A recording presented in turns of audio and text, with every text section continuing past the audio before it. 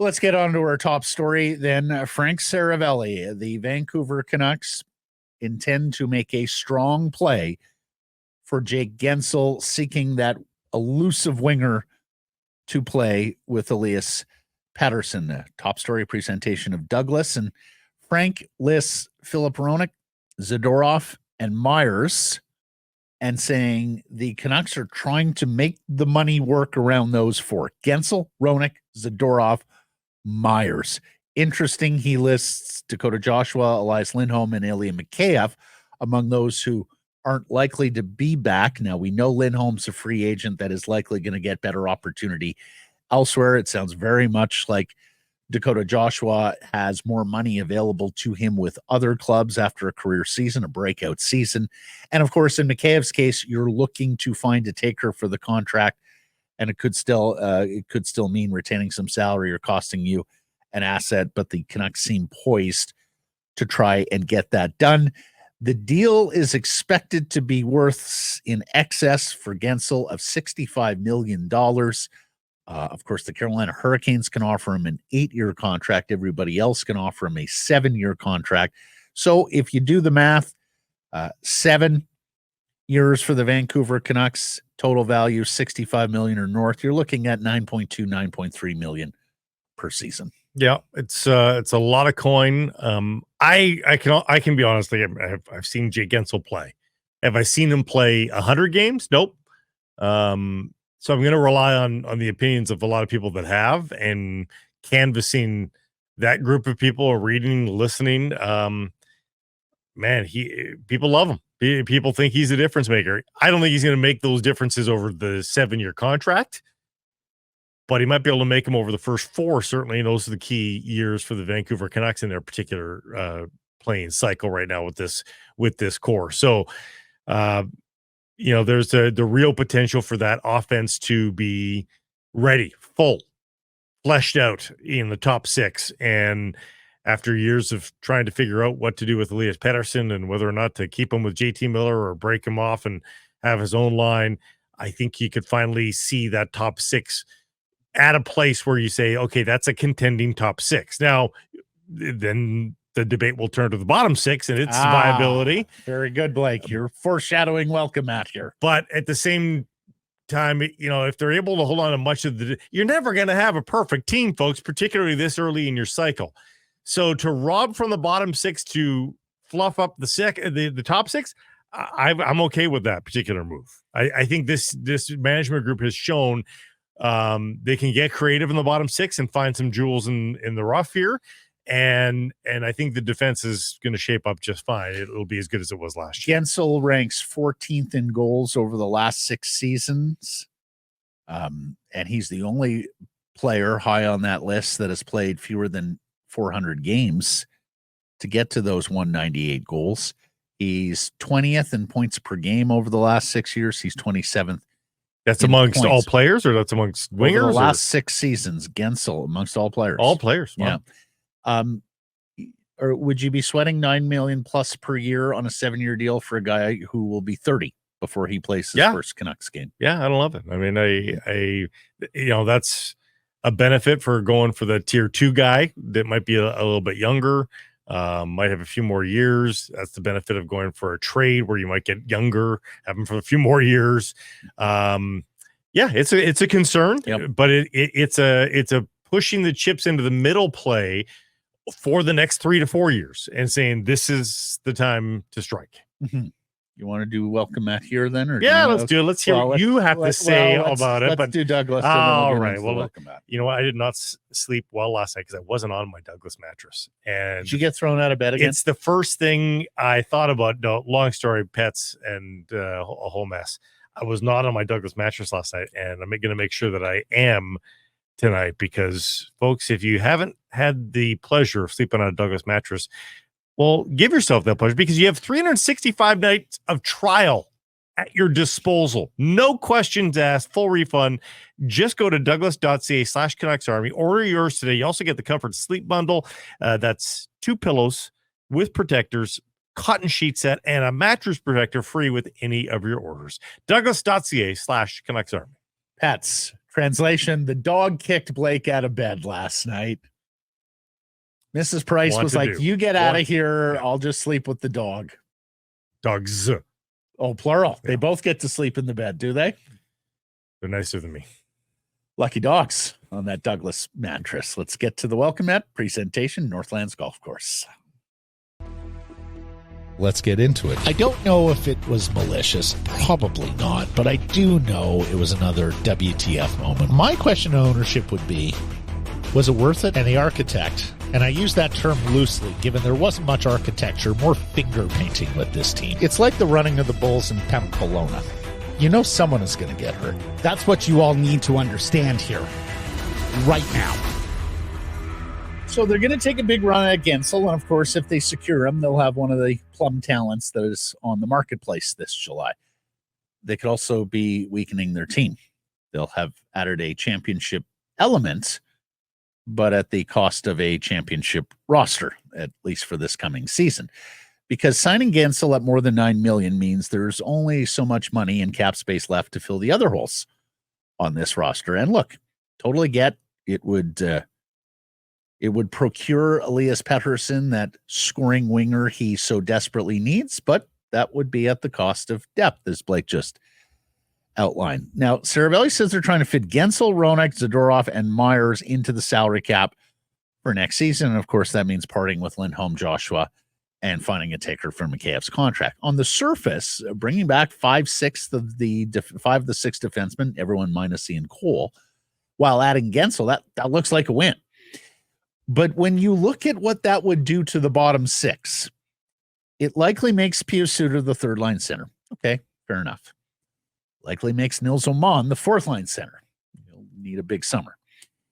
It also so saps the salary cap space that the bottom 6 wingers are a combination of Phil DiGiuseppe, Vasily Podkolzin, Archie Baines, Linus Karlsson. Now, perhaps there's enough cap space left over to add a minimum salaried reinforcement or two to that group. Canucks have done a superb job with pro scouting and finding players on the margins, so they would need to produce there again.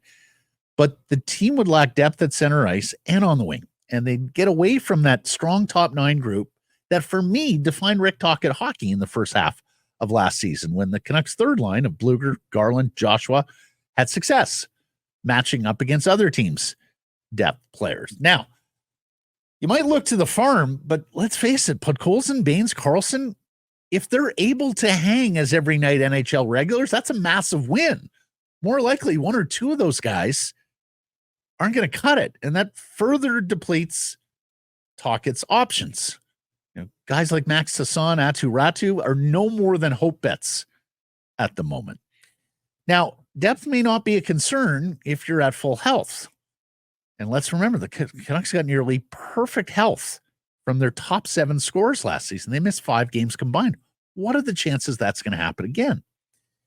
Look, I wholeheartedly agree that finding a winger for Pettersson and having that finishing punch off the flank that was so missing against Edmonton is supremely important come next postseason. But you got to get there first. And it's a long 82-game road when your organization has razor-thin depth. That's welcome mat for today. Invite your feedback. Feedback channels as follows on email live@sekeresandprice.com. Can text 778-402-9680. The Great Clips text message inbox. Twitter @Matt Sekeres, @SekeresandPrice. Northlands Golf Course. 6 to 90-day reservations. You can book your tee time. Just slot. If you're single, you just slot yourself in on existing twosomes or threesomes. If you are looking to book 6 to 90 days out, there's a $10 per player booking fee, limited daily availability. Check it all out, golfnorthlands.com. So, getting back to the discussion, would you be comfortable with that collection of Podkolzin, DiGiuseppe, Baines, Karlsson forming your bottom 6 wingers? Would you be comfortable with Suter and Oman nailing down the 3rd and 4th line center roles? Well, I think there's still going to be some pocket change lying around for another edition of $1 million, of $1.5 million. I agree. Add somebody else to that mix. Chances, though, that they continue to unearth like players who helped you to the degree of Blueger in the first half, Joshua over the course of the season, or at least the 60 games he played. I I think that puts a lot of stress on pro scouting. You're going to have more misses than hits there, right?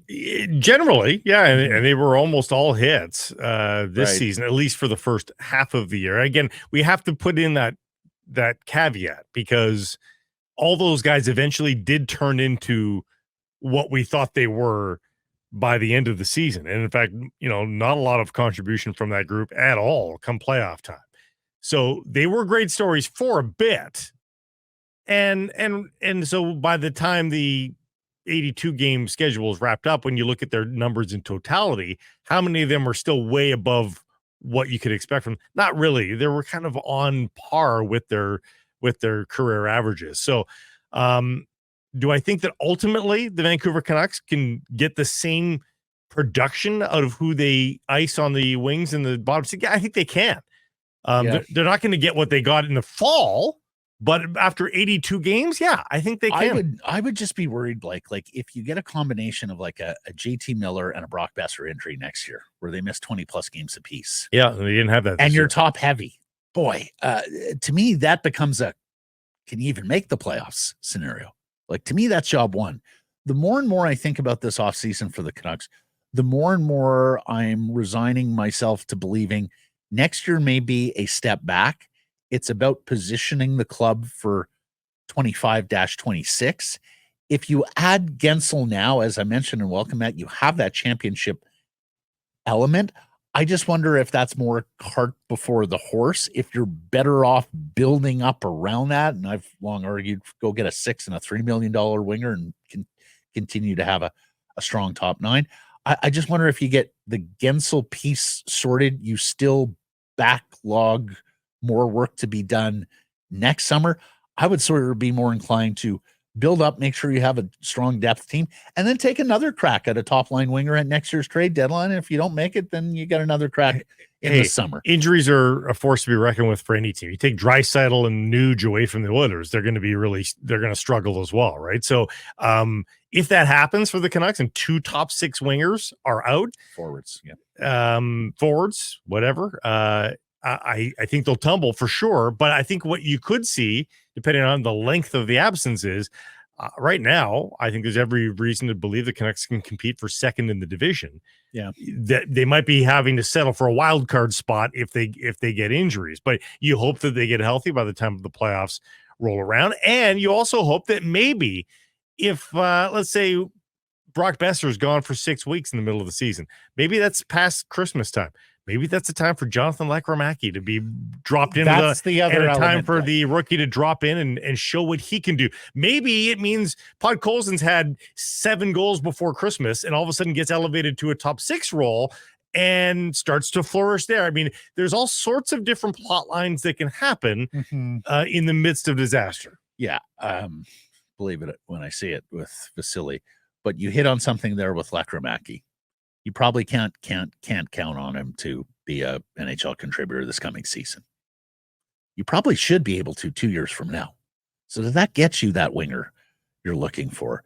In particular, because there's a chance for a real mistake on Guentzel. Like if the wheels fall off and Father Time wins the battle early, boy, that's a difficult contract. So before I go out and make a huge contractual commitment to a 30-year-old like that, where I'm going to be paying him to age 37, I would look at a different mousetrap. But they're multiple wingers short, though.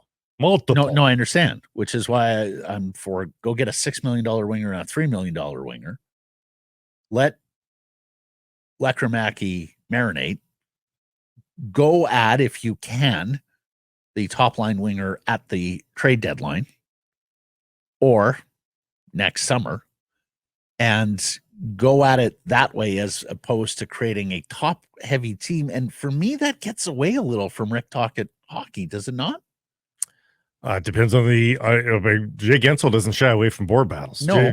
He the process is. But what I'm easy saying is, for if Tocchet and Yogi and the coaching staff, like if they're not feeling good about running a third line out there, to me something's lost there. To me, you're in a situation where you're leaning on that top 6 even more than you did this year. But Matt, you think about the second half of this year when that Pedersen line got thrown over the boards. Right. Did anyone have confidence that great things were about to happen? I didn't. Nope. So that's the same thing as throwing a lackluster third line over the board. Like you just thought Pedersen was out there with nobody to help him, and you just didn't expect anything. And I guess for me, part of the equation too is I'm of the belief if you're going to pay a centerman $11.6 million and he's got the skill set of Elias Pettersson, he needs to make others better in larger measure than he did this past year. You could argue Höglander, and that's a good shout. Now, Höglander wasn't there all season. He had to basically earn his way there. And frankly, the results weren't as great as you would have hoped. But, for me, that's part of the equation here that, okay, you're going to be paid like one of the top players in the National Hockey League. That's, to me, it's not incumbent just for you to be great. And he was far from it in the second half in the postseason, but to make other players better as well. I mean, we saw him, and we know he was not in real Elias Pettersson form. So we know that you're right to a large degree. There is a point in which you're not going to extract any more out of player X because that's just what player X is. In the short term, player X can shine. I mean, we saw Sam Lafferty score a boatload of goals by the end of November. But I mean, that's the short term. I mean, eventually Sam Lafferty was not an Elias Pettersson winger, right? Like, so there is a point of no return there where, the winger is just out of their depth. So it would be nice to see some concentration of that, and, bringing in a $4 million winger are you that much further ahead? Can Elias Pettersson turn that $4 million winger into a 20-goal scorer? Yeah, probably. But is that still what you want alongside your $11.5 million player? The way I would construct it is, can Elias Pettersson turn a $6 million winger into a 30, 35, maybe even 40-goal scorer? Whether that's a guy like Teravainen, whether that's a guy like DeBrusk or something like that. But hey, good debate. We'll have it more, and particularly if the Canucks are able to land Guentzel, I suspect they will have an answer one way or another beforehand from Nikita Zadorov. Teravainen, for that matter, is 30 in training camp too, right? So same age as Guentzel. Yeah, but I don't think you're going 7 years on the deal, right? Like, you're getting out of that guy before 35. You're going 6 probably. I mean, he can get Teravainen's going to be able to get 6 years out of somebody for sure. AFP had that as 4 by 5.2. Ooh, that's a steal of a deal. That's a steal of a deal. I'd be surprised if he said. Anyways, so let's say it's 5. I'd prefer a contract like that, knowing I still have some left over to add another winger. Or, as I was just going to say, Blake, like if Zadorov leaves, then that money might have to be earmarked for a defenseman. Yeah. Right? Well, if Zadorov leaves, you need to sign somebody significant defensively. I don't mean a $6 million player, but if Zadorov leaves, then I'm very much inclined to what you've been talking about is, do you need to add a top 4 right side guy? Bump Myers down. Yes. And then get by with what you can, third pair left side with Jolson in reserve, particularly on the right side. Anyways, there's going to be all sorts of different jigsaw puzzle combinations here coming up. That's part of the fun of the Vancouver Canucks offseason. And folks, as we've been telling you, if it seems like a short runway, well, it is after you get to Game 7, the second round of the Stanley Cup playoffs, particularly when the playoffs are backed up. We're inside 2 weeks. Yeah, exactly. We're going to get some of these answers next week, potentially, with the NHL draft. And then, of course, that's a big milestone, milepost for the Canucks with regards to the Philip Hronek contract matter and whether or not you can get him on a long-term deal as opposed to going to arbitration or maybe even consummating a trade.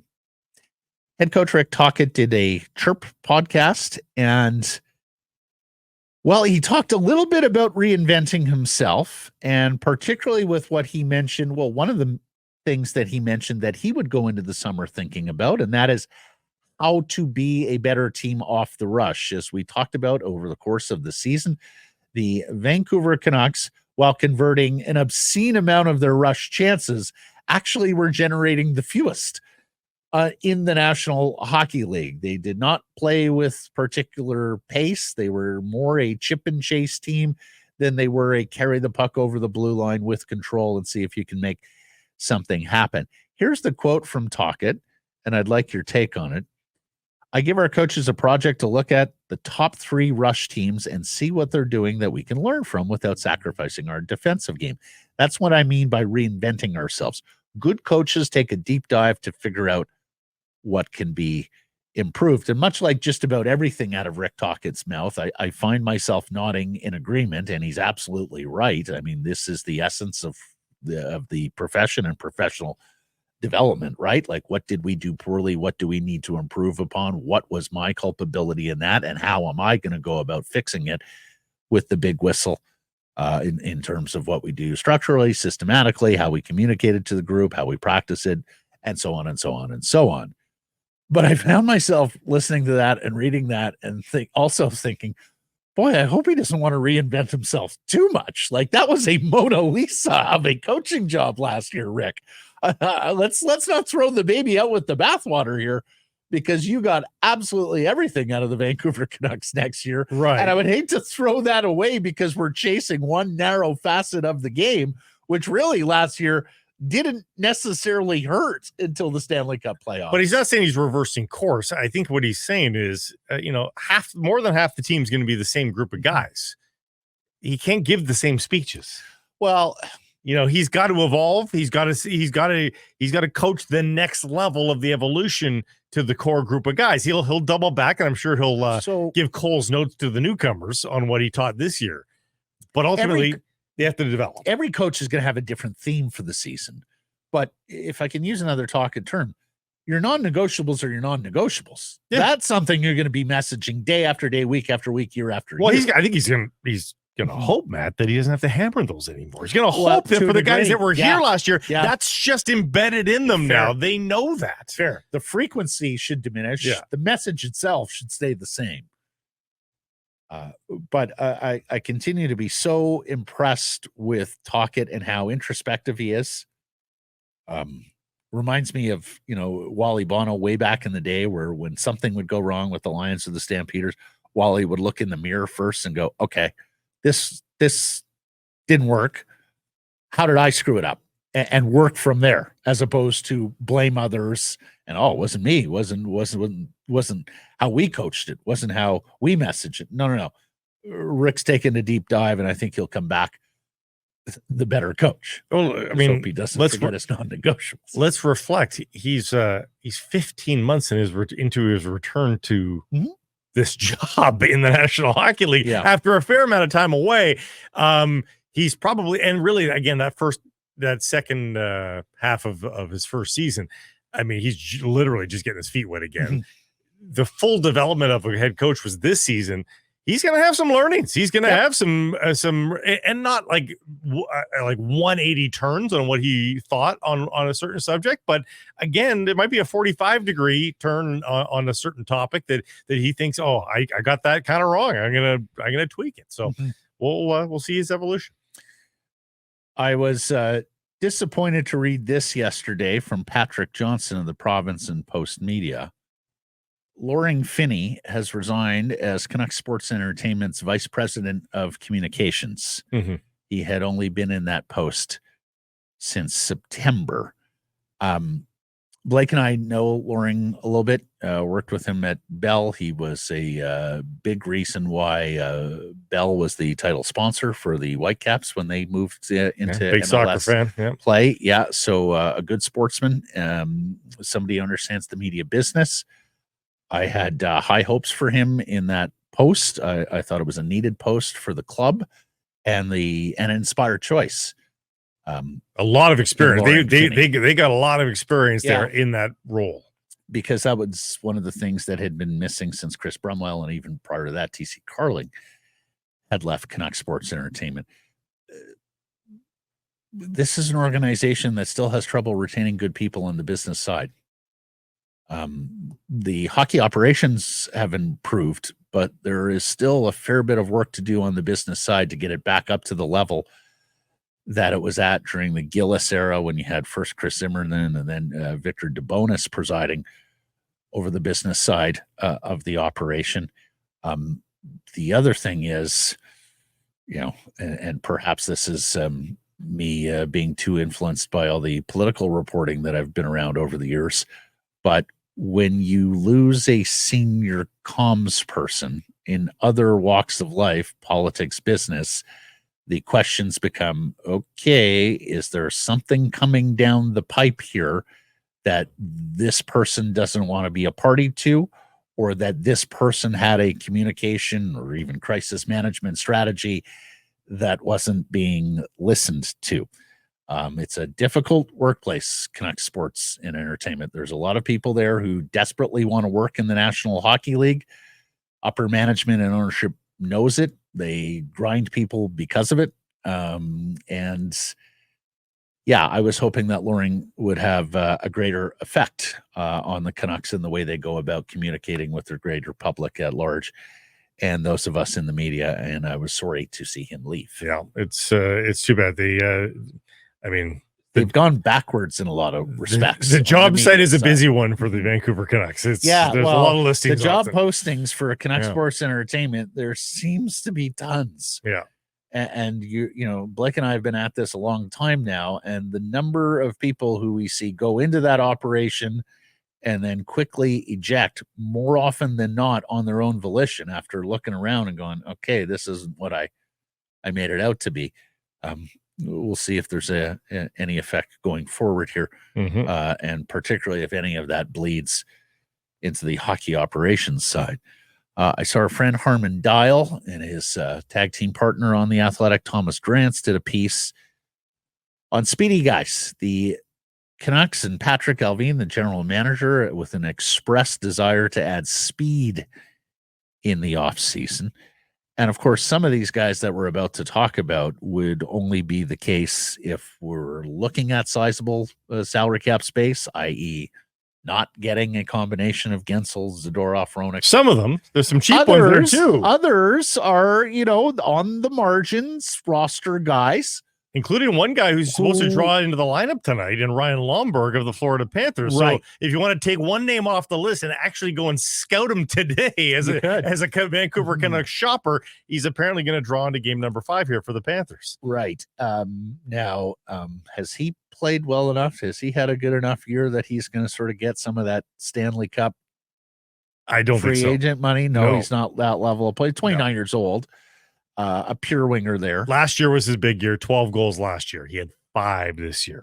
No points. How's he done in the playoffs? Nothing. 0s in 5 games so far. So he's not going to be expensive. Not going to be expensive. Right. The bigger fish there are on the forward side, Chandler Stevenson of the Vegas Golden Knights, and on the defense side, Sean Walker. Let's deal with Stevenson for a moment. Alvina's mentioned the structure of 3 centers and how much he likes it so often. I do wonder, particularly if they don't make hay on Guentzel, could you see them taking a run there? I mean, after Elias Lindholm, you could argue he's the best free agent centerman available, Blake. AFP has him coming in at 5 years at about $5.6 million, a 30-year-old who had 51 points and 16 goals last year for Vegas. We've talked about him a lot. He's not a household name for a lot of people, right? So he kind of sneaks up on you with his accomplishments of the last few years. Has had to play up the lineup at center in Vegas before they added Eichel and really fortified their team. But when Eichel was recovering, he was the top line center for a bit. I mean, he'd be an amazing third line center. I mean, he'd probably be the best third line center in the league. And I do sort of wonder whether he looks at it like Lindholm too, is like, well, I could go to Vancouver and play third line minutes, or I could go to just about every other team, or certainly amongst the suitors, have his pick of teams where he would slot in as a number 2 center. That's my sense of it, at least. Yeah, I mean, it depends on how it's sold to him as well. I mean, if it's sold to him that you get Connor Garland as your winger for sure, we're gonna have, so and so with Pettersson, we're gonna have Connor Garland. I mean, as long as you've got a winger, let's say the Canucks brought back Lindholm, and they're probably not going to, or get a guy like Stevenson. Like, you're the third line by a necessary label, but how much of a third line are you by minutes? Like, it'll be by one shift that you would be a third line center, because you're going to get a lot of the special teams that the other guys are getting as well. And you're going to be throwing out there a lot. Team's not investing $6 million a year into a player and putting him out for 12 minutes. Like, the guy's going to play 17 minutes while for sure. Pedersen plays 18, but do you play power play one? That's sort of, there are a number of considerations there with that level of player who understands that his lot in life might be better on a weaker team, that his personal role might be a little diminished on a better team. Those are the pros and cons that every free agent goes over. Absolutely. Sean Walker was a 31-point defenseman this past year with the Flyers and the Avalanche. 10 goals in 81 games. Plays the right side. Now, isn't really the big, burly, tough, space-eating defenseman. 5'11", 180. So you wonder if that jives with Tocchet hockey. By the same token, it would certainly increase the speed level on the blue line. The other guy I wanted to ask you about is your boy Kapanen. Blake has long loved Kasperi Kapanen, and of course, there's a lot of history there with Rutherford, Alvin, and Tocchet. He was the first round pick for Rutherford way back when. Made his way to Toronto, was reacquired by the Pittsburgh Penguins. Now, he's had some rough goes. Oh, boy, has he ever. But, boy, you watch him ski. He's a magnificent skater. All sorts of speed, and not in the small body either, right? Like, he's got some size to him. I wish his penalty kill prowess had developed. He's not exactly a go-to penalty killer much anymore. He has lost all, like, are you just signing yourself up for Ilya Mikheyev 2.0? And so you'd have to tell me the price on that. But if you're getting Kasperi Kapanen at dirt price rates, sure, I take a chance on him, but it has to be a show me contract of extreme value. Well, I'm for, is it 1.15 million or thereabouts, being the salary that you could wholly bury in the minors.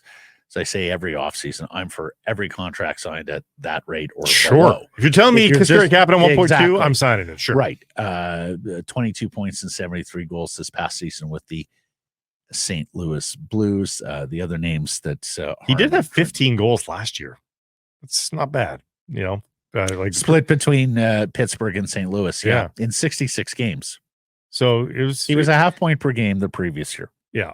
And that was a string of 5 straight seasons where he was double-digit goals every year and between 30 and 45 points. So you don't have to go that far back to see him at his better self. And he's 28 in training camp. Yeah. Keither Sherwood is a player we've discussed before with the Nashville Predators. Ben Myers is one time was a coveted college free agent coming out, signed with the Anaheim Ducks. Hasn't necessarily not much there, worked out there. He can play the middle though. Sadly, I believe he's a left shot, but you'd be banking on him being more of a late bloomer. He's 25 already. And then Oliver Shillington and Hayden Fleury on defense, which again, if some combination of, or one of Hronek, Zadorov, or Myers isn't coming back, then I think we'll look a little more deeply on the defense side of things. Yes. But right now, if Saravelli is to be believed, and the gambit is to get Guentzel alongside Hronek, Zadorov, Myers, that those are your 4 priorities, so be it. We're going to move that way until something happens there that makes it unattainable, unachievable. Hey, everybody, if you're enjoying what you're seeing here, then follow along with Sekeres and Price on YouTube. I promise more content coming. The kids call it subscribe on YouTube. Well, how about liking it? Do that as well. Smash it right now.